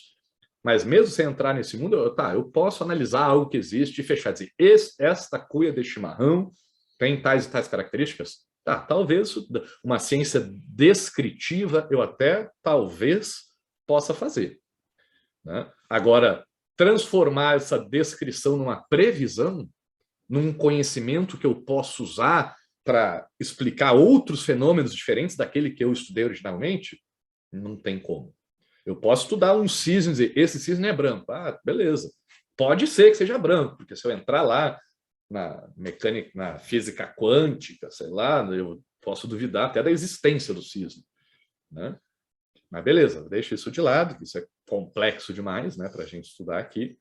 E beleza, vamos considerar que dá para a gente dizer que o cisne é branco, mas eu não posso dizer que o próximo cisne que aparecer vai ser branco. Isso não dá, né? E para nada, não dá para dizer que se a Inglaterra deu certo enquanto Estado, porque usou um modelo político tal, uma forma de governo tal, se o Brasil fizer vai dar? Não, não dá. Né? Então, é um problema da ciência, né? É uma falha que a ciência tem. Né? Porque todo conhecimento científico é provisório, ou seja, pode ser alterado um dia, e outra aula do professor Clóvis também, nada a ver com aquela, né? Tem uma que ele fala para o pessoal do Banco do Brasil, no estádio de futebol, falando sobre o ovo. Né? Ele fala que ele comia ovo, não sei o que, todo dia de manhã, porque gostava muito, a mãe dele fazia para ele, até que um dia saiu um estudo científico dizendo que o ovo fazia mal, porque tinha muito colesterol e podia dar problema para diabetes, então ele parou de comer ovo. Aí, passou um tempo, surgiu um novo estudo científico que dizia que o ovo tinha ômega 3 e fazia bem para o coração, então comer ovo era bom, então ele voltou a comer ovo. Aí depois descobriram que o ovo tinha, sei lá, muitas calorias, muita proteína, não sei, não me lembro, estou inventando mais ou menos aqui, tá? Mas é isso, aí vai, né? Por quê? Porque todo conhecimento científico é provisório, ele pode ser revisto e pode ser mudado, né? Tinha uma época que era a Terra que girava em torno do Sol e a Terra era, quer dizer, que o Sol girava em torno da Terra e a Terra era o centro do universo, e várias coisas. Não pensem que era um bando de ignorante ingênuo fazendo isso. Não, os caras tinham instrumentos para prever, para usar essa noção de mundo e prever eclipses, né, as estações, um monte de coisas que os caras conseguiam prever, velho. E coisas que acertam até hoje, milênios de antecipação aos fenômenos que eles previram, com uma ideia errada, né? Mas conseguiam, né? Então, o conhecimento científico é provisório, é refutável, todo conhecimento científico é refutável, pode chegar alguém e dizer, está errado isso aí, né? Talvez a Terra seja plana. Pode, eu acho difícil, mas a gente tem que considerar que todo conhecimento, até do formato da Terra, é refutável, né? Por mais ridículo que a gente ache dos terraplanistas, a gente, cientificamente falando, a gente deve, usando um dos cientistas mais influentes também da história, né, uma grande referência aqui para o método científico, a gente tem que dizer, verdade, temos que considerar a possibilidade do formato da Terra estar errado. Talvez seja plano? Talvez, vamos analisar, vamos estudar. Não quer dizer que o terraplanista está certo, mas quer dizer que o questionamento deve ser aceitado, porque todo conhecimento é refutável. E é corrigível, porque nessa refutação, nessa atualização, né, de conhecimentos provisórios, a gente vai mudando, não para um pior. Não vamos voltar para a ideia de Terra plana, não vamos voltar para a ideia de que a Terra é o centro do universo, né, a não ser que tenha elementos que nos levem para isso, né? Mas, em princípio, vamos caminhar para um aperfeiçoamento, né, desse tipo, uma melhoria, né, desse conhecimento científico, que, afinal, a gente está estudando mais e mais cadeiras, mais e mais galinhas, né? Então, a nossa chance de acerto vai aumentando. Mas ela aumenta não porque a gente criou verdades sobre o mundo, mas porque a gente vai, ao buscar conhecimento, excluindo ideias erradas. Essa é a lógica da ciência. E isso vocês aí que estão na graduação ainda, quem não se dedicou ao estudo de métodos científicos, tem uma dificuldade muito grande. Tem gente no mestrado, doutorado, tem gente fazendo pós-doutorado que ainda não entendeu isso aí. Deixa eu contar para vocês isso. Que acha que a ciência é uma forma da gente cuspir verdades, cagar regra para o mundo, dizer como é que as coisas têm que ser. Não é assim que funciona a ciência. A ciência descobre o que está errado, não o que está certo. Descobre o que não é e não o que é. E ao eliminar, não, isso aqui não é, isso aqui não é, isso aqui não é, isso aqui não é, o que sobra não está certo, porque a gente não tem como provar que uma coisa é verdadeira. O que sobra tem menos chance de estar errado. E esse é o mérito da ciência. De tanto estudar, de tanto aplicar o método científico, de tanto rigor dentro desse método e esforço no seu estudo e continuidade, acúmulo de conhecimento, a gente vai limpando o terreno, tirando o que está errado. E por isso que o Popper também vai sugerir que o que a gente pode fazer com a ciência é usar a falseabilidade, é usar o método que descobre o que não é, descobre o que uma coisa, o que está errado. Isso a ciência pode fazer. E por isso eu sugiro para vocês, quando forem escrever o TCC de vocês, forem fazer mestrado, doutorado, e querem defender uma tese sobre alguma coisa, não vai por esse caminho, né? Tenta provar que alguma coisa está errada, porque é isso que vocês podem fazer, seja lá o método que vocês forem usar. Isso vocês conseguem fazer com método. Provar que existe desigualdade no Brasil, que essa desigualdade é injusta, alguma coisa assim, vocês não conseguem fazer, né? Vocês conseguem fazer o oposto, né? Vocês conseguem provar que não existe igualdade no Brasil. Isso vocês conseguem fazer, tá? Então, pode parecer meio contraditório, mas é a lógica do método científico. O método científico é tipo, sei lá, um garçom com uma bandeja cheia de copos ou garrafas e vai andando e vai caindo as garrafas, e o científico são aquelas garrafas que permanecem de pé, que ainda não caíram. Quer dizer que não vai cair? Não, né? Porque ele é provisório, conhecimento científico, refutável e aprimorável. Pode ser que caia aquela garrafa que a gente estava acreditando que era verdadeira. Pode ser. Pode ser que o conhecimento que a gente se baseava para organizar nossas ideias, a tese, a teoria que a gente usa como base, seja negada, falseada no futuro, né? Mas, por enquanto ela não cai, a gente considera ela como uma tese mais provável de ser verdadeira. Não verdadeira, né? Mas que ainda não caiu, que ainda não foi refutada, que ainda não foi falseada. Por isso, um dos critérios para definir o que é objeto de estudo da ciência, isso é outro assunto fundamental aqui para a ciência também, é a capacidade desse objeto ser falseável. Por isso que não se estuda Deus na ciência.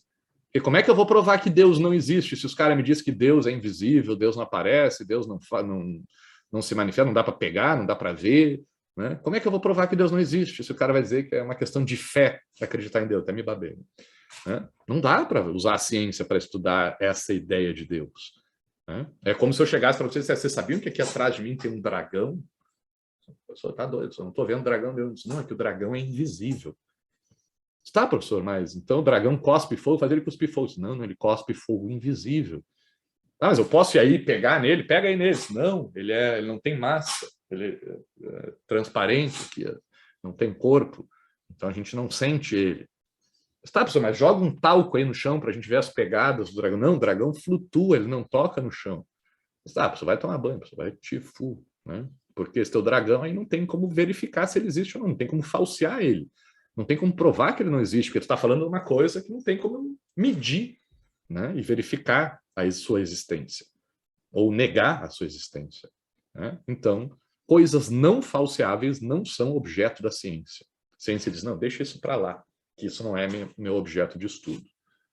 Vamos pegar essa estrutura agora e botar aqui num desenho que eu achei na internet, um esquema da internet, dei uma arrumada, tá? Não botei o crédito aqui, porque também eu não gostei da versão original, dei uma adaptada, mas vamos aplicar tudo isso que a gente falou até agora nessa estrutura de método científico. Então, tudo vai começar aqui com esse olhinho, aqui em cima à direita, à esquerda, na verdade. Né? Então, a gente começa observando o mundo no método indutivo. Olha uma galinha, olha outra galinha, olha outra galinha. Só que não é uma observação lá louca, né? Com senso comum, com base nas impressões, nas opiniões pessoais. Não, é uma observação sistemática, controlada. A gente vai anotar, vai olhar a galinha do mesmo ângulo, ou se vai ver onde é que o sol nasce, vai olhar sempre no mesmo horário, né? Vai anotar, vai desenhar um mapa, vai fazer uma coisa organizada. Vai observar fatos verificáveis, né? Não a existência de Deus, e a partir dessa observação sistemática controlada de fatos verificados, a gente vai criar hipóteses, que são testáveis e falseáveis, essas hipóteses, né?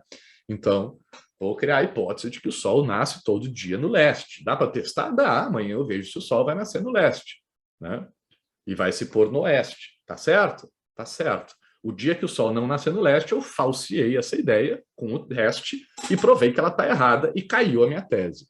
Mas enquanto ela não cair, ela é uma tese, né? Ela deixa de ser uma hipótese, uma hipotese, né? Um esboço de tese, né? Uma semente de tese, e passa a ser uma tese. A tese de que todo dia o Sol nasce no leste, porque eu já testei isso, e essa tese sobreviveu aos testes.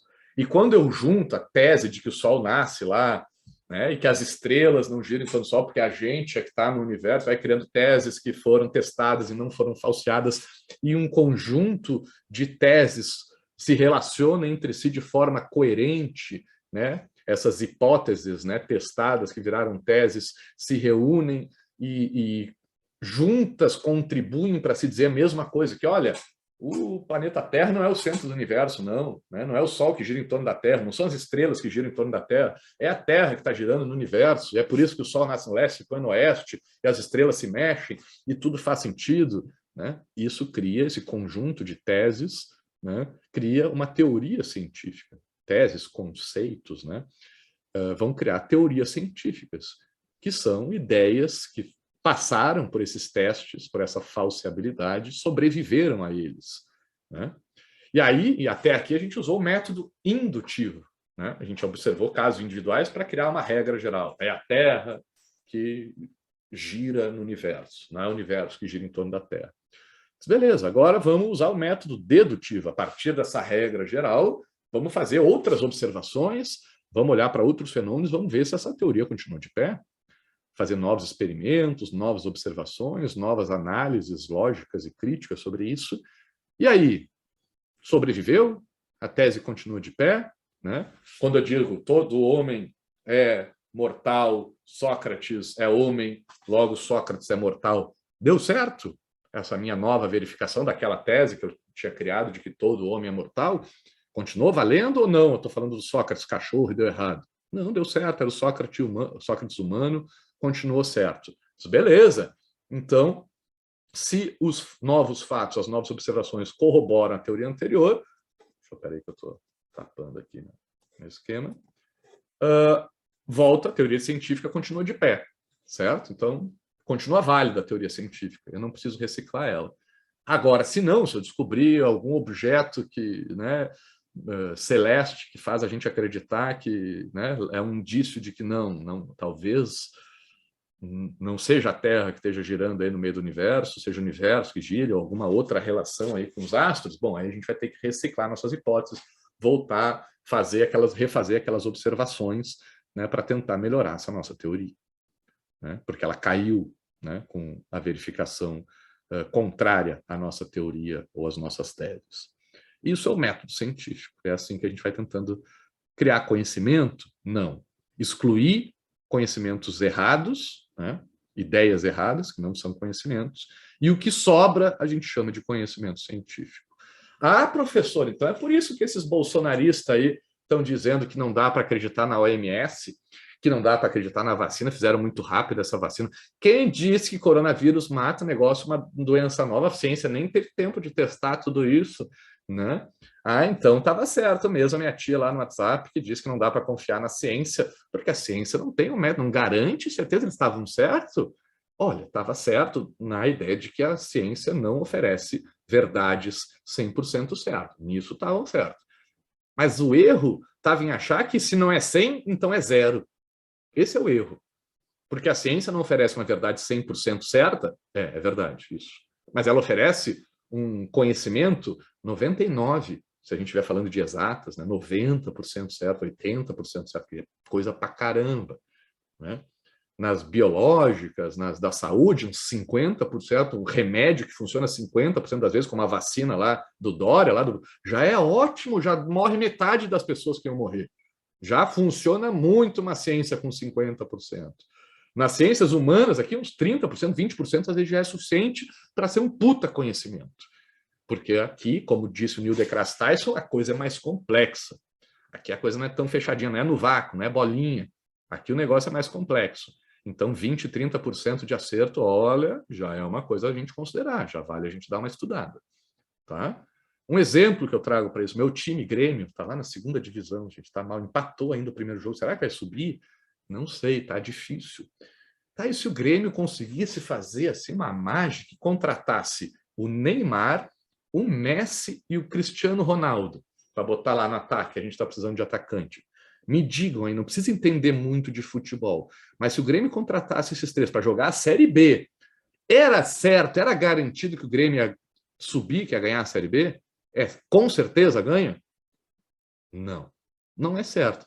Pode ser que o Neymar se lesione, pode ser que o Messi esteja mal fisicamente, não jogue bem, pode ser que o Cristiano Ronaldo dê um tapa no celular de uma criança e seja punido e tenha que ficar de gancho, ou jogue mal, ou erre porque fique velho e, né, entre numa fase ruim.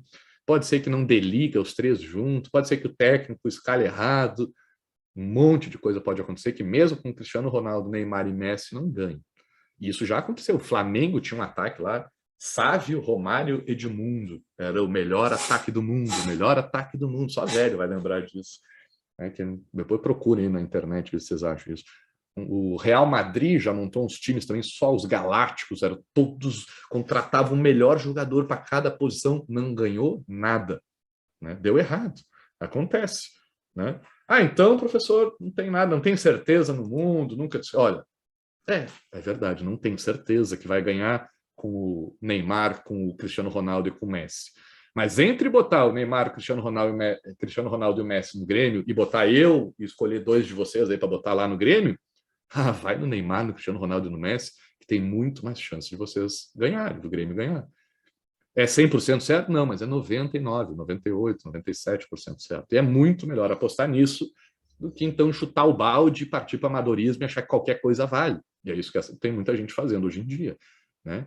Usando essa crítica à ciência para dizer, então foda-se a ciência não serve para nada. Isso, olha, né? Não é porque uma coisa não é 100% certa que ela é inútil. Né? Muito pelo contrário, a ciência é o que faz a gente estar aqui no Zoom, no computador, em cidade, a gente ter comida pra caramba para todo mundo, a gente ter conforto, ter ligado um ar-condicionado aqui porque estava quente, né? Quanta coisa a gente faz, véio. A gente só está vivo porque tem a tal da ciência, senão, sei lá, a gente não estaria aqui hoje. E se tivesse, estaria de um jeito muito diferente, né? É quase mágico, quase divino, né, o que a ciência faz para a gente. Mas ela não precisa ser perfeita para ser incrível, para ela ser maravilhosa, para ela ser talvez a coisa mais importante que o ser humano já criou. Tá? Então, estou fazendo uma crítica à ciência que eu acho que nós da academia, né, precisamos reconhecer e fazer para deixar de ser uns arrogantes, que só porque estudou, acho que cala a boca, porque eu estudei isso, eu sei a verdade desse assunto, porque eu estudei lá do petróleo e gás, então eu mando calar a boca porque eu tenho doutorado nisso. Baixa a bola, professor. Não é porque tu estudou isso que tu é o dono da verdade, porque nem existe verdade, né? Então, não tem como, a ciência não produz essa verdade. Mas sim, professor, deixa eu te escutar mais do que o Zé da esquina, que ouviu uma notícia, leu a manchete no WhatsApp lá sobre petróleo e acha que entende disso, porque pelo menos o senhor deu uma estudada nisso, então talvez, né, não é garantido, mas tem uma chance maior do senhor acertar no que o senhor está falando, porque o senhor já observou mais o setor de petróleo e gás do que o Zé lá que viu a notícia no WhatsApp. Né? Tem mais chance, é mais lógico, faz mais sentido seguir essa lógica do que a outra. Uma coisa importante aqui, pessoal, eu usei esse desenho, mas tem um outro que eu também achei aqui na internet, que basicamente mostra as mesmas etapas, tá? Mas coloca isso num formato espiral, que é só para mostrar, né, a mesma coisa, mas é só para mostrar que a volta não se volta exatamente para o mesmo ponto, é que nem o ovo lá do Clóvis. Né? Quando vem um estudo e diz, olha, o ovo é bom, depois vem outro, o ovo é ruim, depois volta e diz o ovo é bom, não voltou para o mesmo ponto o ovo é bom do primeiro estudo.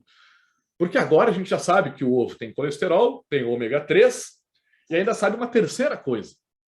E antes a gente só sabia que ele tinha colesterol. Né? Então, quando o método científico vai, né, ele é provisório, ele vai cair, vai vir um novo que é refutável, mas ele é aprimorável, qual é o termo que o outro usou? Corrigível, né? O Popper usou. Então, ao se corrigir, ele vai melhorando, ele vai se aperfeiçoando. Então, porque a ciência dizia, a OMS disse que era para usar máscara, depois disse que não era para usar máscara, depois voltou a dizer, a OMS não sabe o que está falando. Sabe sim, meu filho. Antes ela dizia que não era, que era para usar por causa de uma coisa, depois disse que não era para usar por causa de outra, depois aprendeu mais e voltou a falar, pode ter mudado de opinião, mas é porque está aprendendo cada vez mais, então siga essa última coisa que foi dita, porque é a última coisa que a gente sabe, a coisa mais fundamentada que a gente sabe. Então siga o último conhecimento científico mais atual que tiver, né? Não de forma cega, porque também cabe a gente aqui o pensamento crítico, né? Mas vamos respeitar esse trabalho todo, esses tijolinhos sendo colocados, e desde o Aristóteles, desde o físico árabe lá, né, diante do Aristóteles, que a gente está botando tijolinho em cima de tijolinho para tentar entender melhor esse mundo onde a gente vive. Vamos respeitar muito isso, porque é isso que faz a gente estar aqui e não ser os macaquinhos lá em cima de uma árvore, né, vivendo que nem bicho por aí. A gente está fazendo tudo o que a gente faz hoje em dia, inclusive um monte de merda que a gente faz no mundo também, é graças à tal da ciência. A ciência é feita de métodos, né? E existem diferentes métodos de pesquisa, diferentes técnicas de pesquisa, né? Existem duas divisões também que são importantes aqui para essa análise, né? As pesquisas quantitativas e qualitativas. Aqui eu reuni, eu copiei também, não botei a fonte aqui, peço desculpa de quem eu estou copiando o conteúdo, né? Mas só para fazer um resuminho básico aqui para a gente entender, né, a diferença de cada um, né? Na pesquisa quantitativa, né, geralmente a gente vai usar questionários fechados, né, com questões, com respostas já alternativas previamente estabelecidas. Né? Então a gente vai perguntar à pessoa, você acha que tal coisa, esse chimarrão aqui é bom, médio ou é ruim? Marque A, B ou C. Né? Numa pesquisa qualitativa, vai dizer, e aí, meu filho, o que tu acha do chimarrão? Me explica, conta uma história. É uma entrevista aberta, né, que vai ter mais subjetividade, né, vai ficar viajando, ele não vai ter um roteiro tão bem definido. Né? O método quantitativo geralmente é associado ao método dedutivo, porque começa com uma tese geral, né? O chimarrão pode ser bom, médio ou ruim, essas três categorias, porque eu estudo chimarrão e já vi que as pessoas dizem que chimarrão ou é médio, ou é bom, ou é médio, ou é ruim. Né? Então, eu já tenho as categorias previamente estabelecidas e vou estudar, né, a partir dessa regra geral, em cima dessas categorias, desses conceitos já estabelecidos. No qualitativo, eu não sei. Eu estou estudando, ei, chimarrão, vamos falar com quem toma chimarrão. O que eles vão dizer do chimarrão?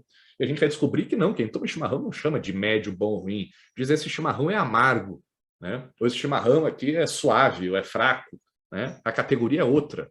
Então, não. Então, vamos começar a criar as regras. Chimarrão se avalia não como bom, médio ou ruim, mas sim como amargo ou suave, sei lá qual é o oposto do amargo, porque não chega a ser doce, né? O que mais que tem de diferença do quantitativo para o qualitativo?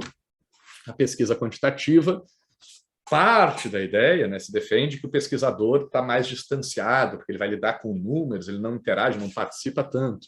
Na qualitativa, os caras dizem que os pesquisadores já se metem lá, já tem uma mistura, né, das ideias do pesquisador com o objeto estudado, né? Então, há um grau de subjetividade maior, né? A pesquisa quantitativa ela é mais comparável, né? Eu consigo usar o mesmo tipo de resposta. Se eu pegar o chimarrão aqui, bom, médio, ruim, né, e comparar, de repente, com o refrigerante, eu posso dizer, olha, com relação ao chimarrão e o refrigerante, a gente tem 80% de respostas que o chimarrão é bom e 60% de respostas que o refrigerante é bom.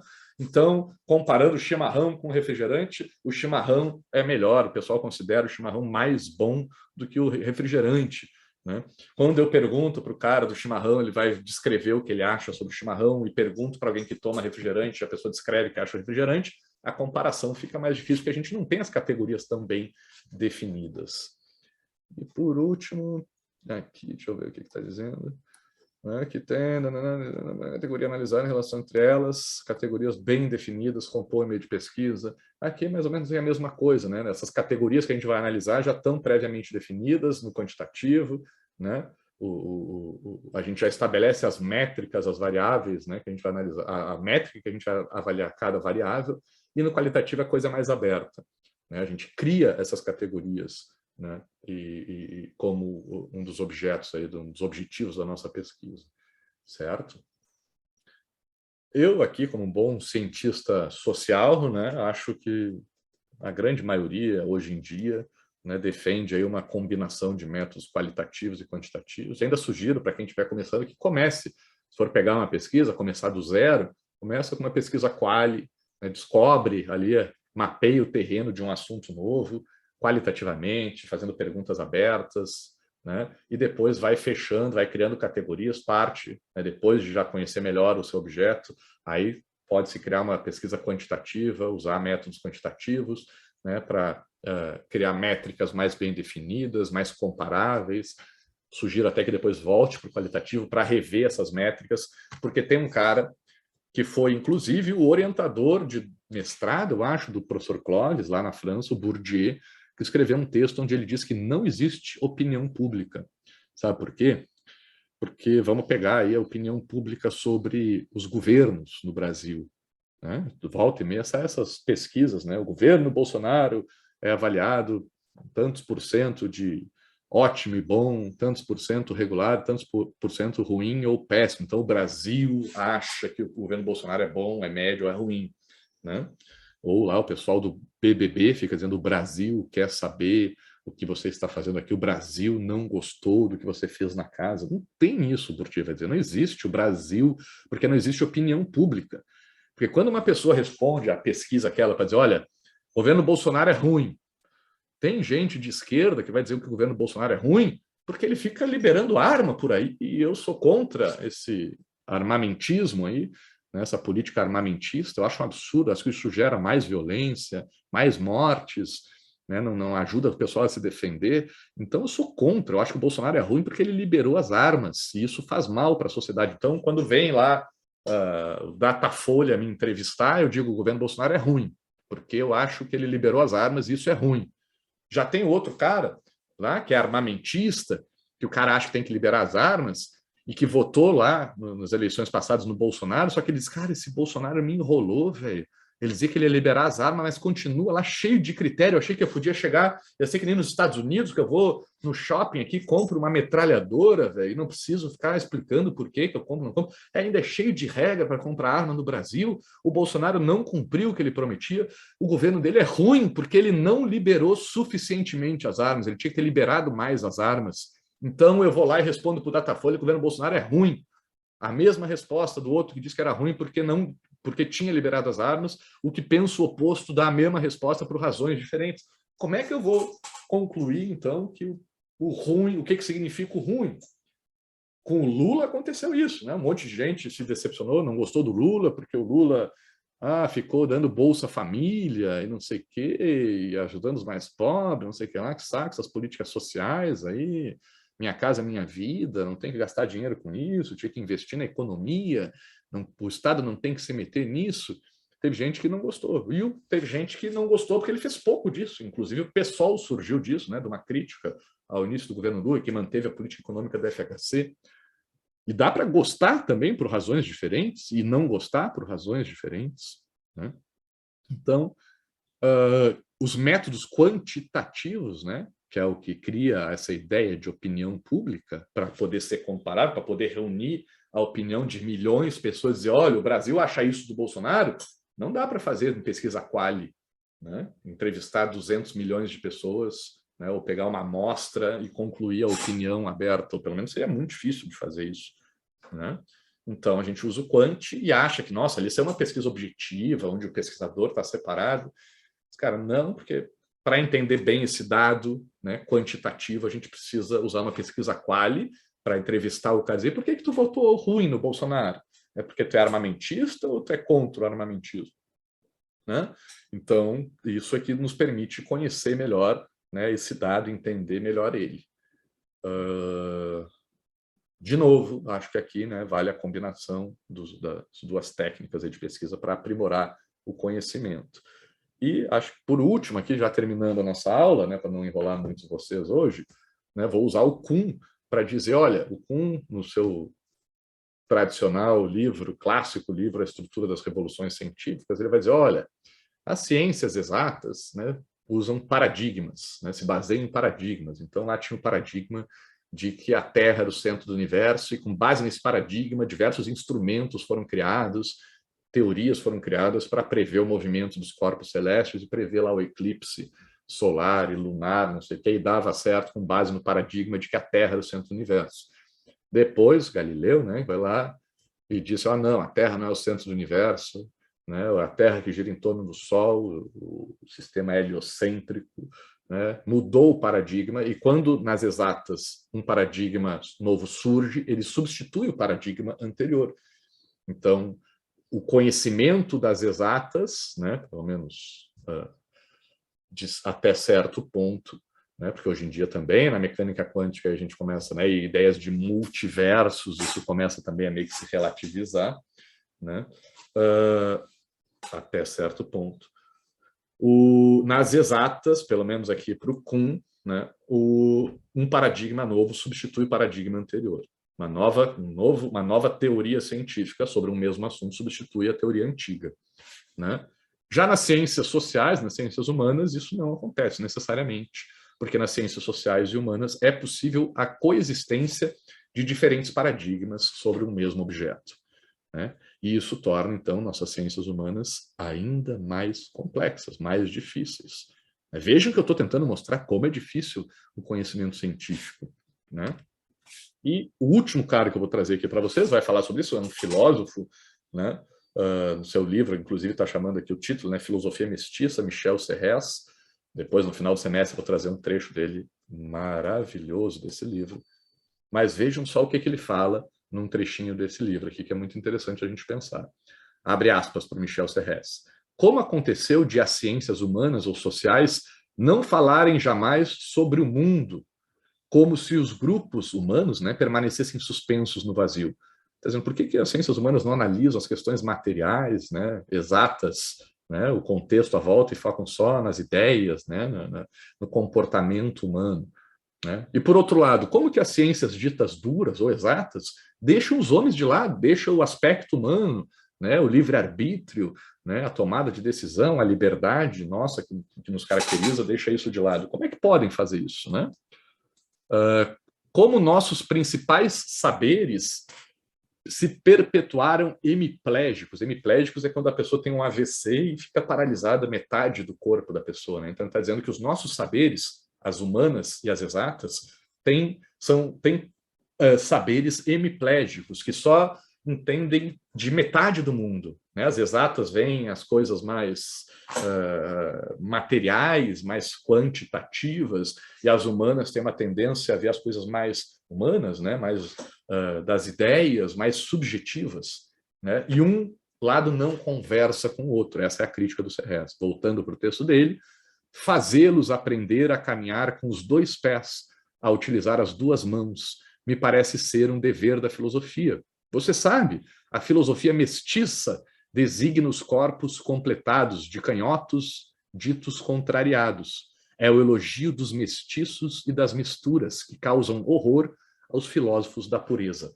Aqui ele está propondo que essas duas formas de saber trabalhem de forma conjunta, né? Se mestiça, não sei se tem o verbo mestiçar, acho que não, né? Se tornem algo mestiço, se misturem, né? Se complementem, né?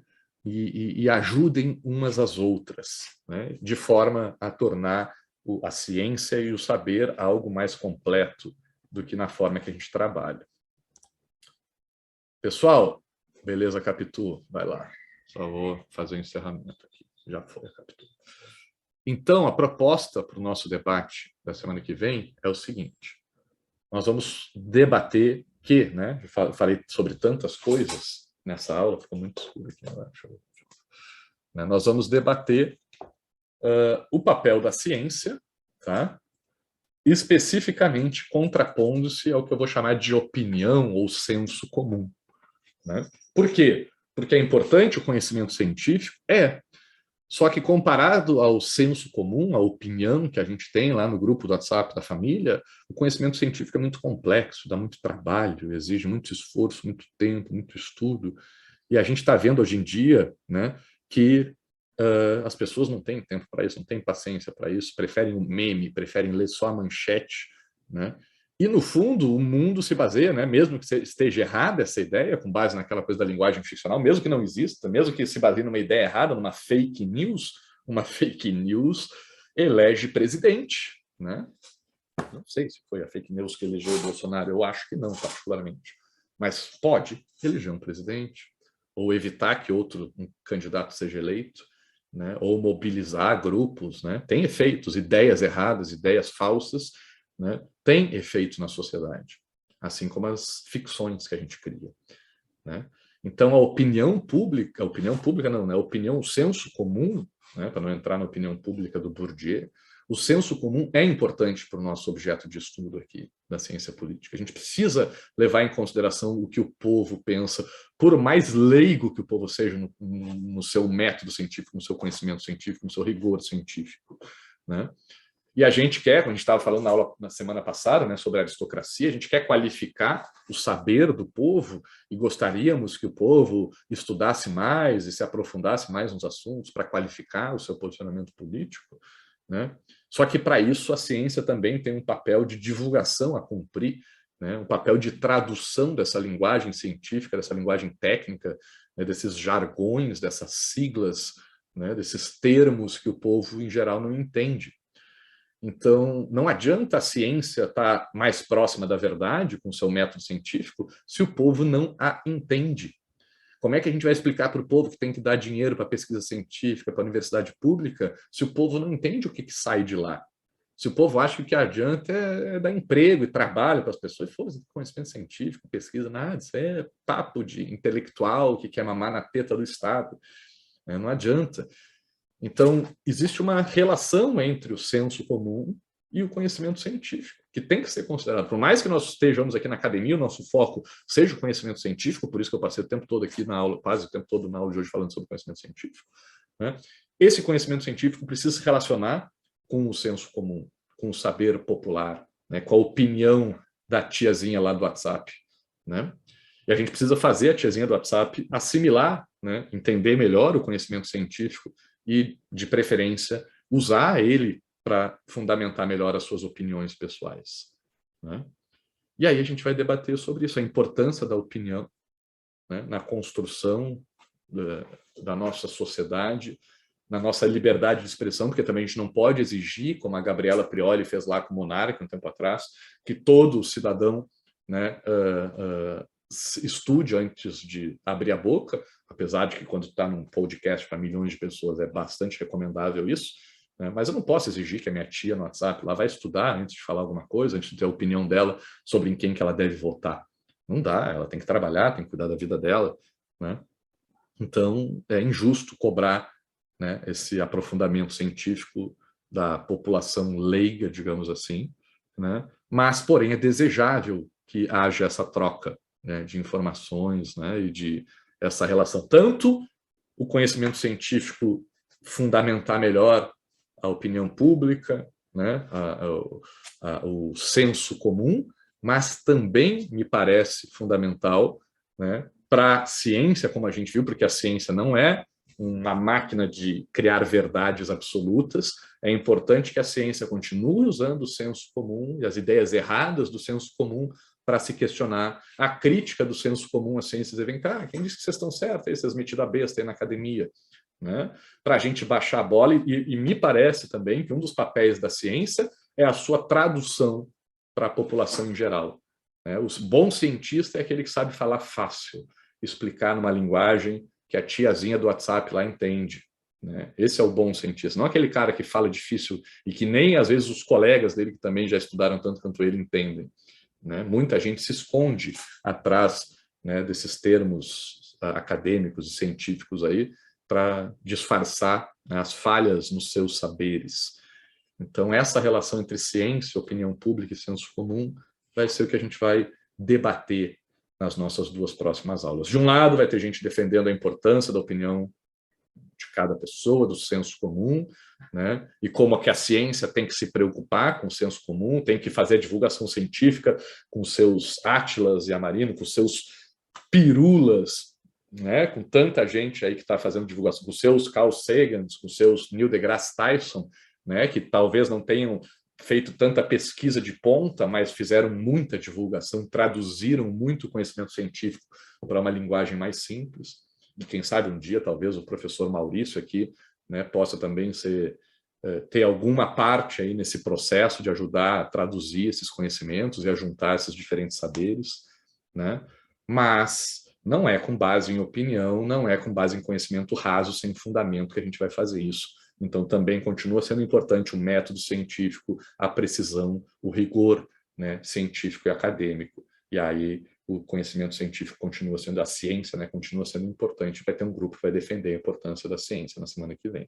E depois, como sempre, vocês vão trocar de papel. Obrigado. Vou encerrar minha exposição por aqui, mas, como sempre, fico aqui à disposição para esclarecer qualquer dúvida ou explicar alguma coisa melhor. Diga lá, pessoal.